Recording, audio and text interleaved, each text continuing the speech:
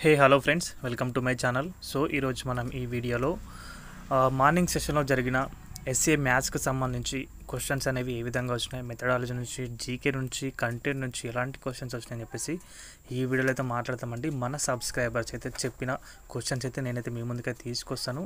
ఎంతవరకు చెప్పారో అంతవరకు అయితే మీకైతే తీసుకొచ్చాను. సో ఫర్దర్గా మీరు కూడా ప్రిపేర్ అయ్యేటప్పుడు ఇలాంటివన్నీ కూడా పాటిస్తూ క్వశ్చన్స్ అనేవి ఆ బుక్స్ అనేవి ప్రిపేర్ అవుతాయి కనుక మీకైతే చాలా యూస్ఫుల్ అవుతుంది. ఇక్కడ చూసుకుంటే ఈరోజు మెథడాలజీ నుంచి చాలా ఈజీగా వచ్చిందని చెప్పారు మన క్యాండిడేట్స్, అంటే ఎవరైతే ఎగ్జామ్ అయితే రాశారో సబ్స్క్రైబర్స్ అయితే చెప్పడమే జరిగింది. అవగాహన, వినియోగం, విశ్లేషణ నుంచి క్వశ్చన్ అయితే రావడమే జరిగింది. వాటిని ఆర్డర్ ప్రకారం అయితే అరేంజ్ చేయమని చెప్పేసి క్వశ్చన్ అయితే ఇచ్చారంట. అదేవిధంగా అభిరుచుల నుంచి కూడా 1 బిట్ అయితే రావడమే జరిగింది. సో ఒక వ్యక్తి యొక్క అభిరుచికి సంబంధించి కూడా క్వశ్చన్స్ అనేవి వచ్చినాయి. ఇంకా జీకే నుంచి క్వశ్చన్ చూసుకుంటే కనుక ఇక్కడ ఎక్కువ టాపిక్స్ అయితే చెప్పలేరు, కొద్ది చెప్పారు. అంటే వారికి గుర్తున్న ప్రకారం అయితే వారు చెప్పడం జరిగింది. సో వాటి గురించి మనం మాట్లాడుకుంటే జీకే నుంచి మన మిత్ర అప్లికేషన్ లేటెస్ట్ ఇది అప్డేట్ కదా, లేటెస్ట్ యాప్ నుంచి అది ఎందుకు యూజ్ చేశారని చెప్పేసి సో వాట్సాప్ గురించి అయితే వాడతారు.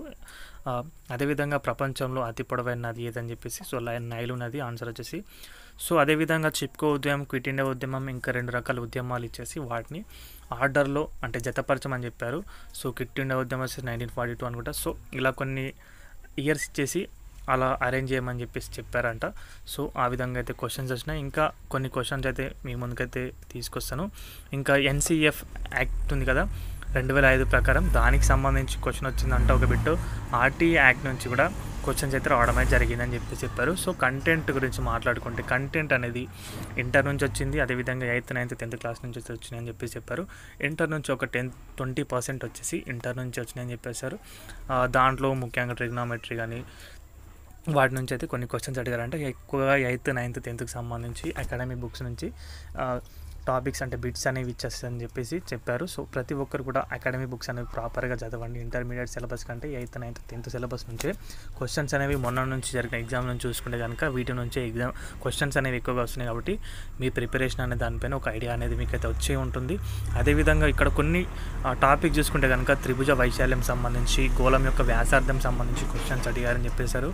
పై వాల్యూ అనేది నంబర్స్లో డెసిమల్ వాల్యూస్లో ఇచ్చేసి వాటిని కరెక్ట్ ఆన్సర్ అనేది సెలెక్ట్ చేసుకోమని చెప్పారంట. అదేవిధంగా స్పేస్ అండ్ వెట్కి సంబంధించి ఒక బిట్ వచ్చిందని చెప్పేశారు. పారాబోలా, హైపర్బోలాకి సంబంధించి క్వశ్చన్ అనేది అడిగారని చెప్పారు.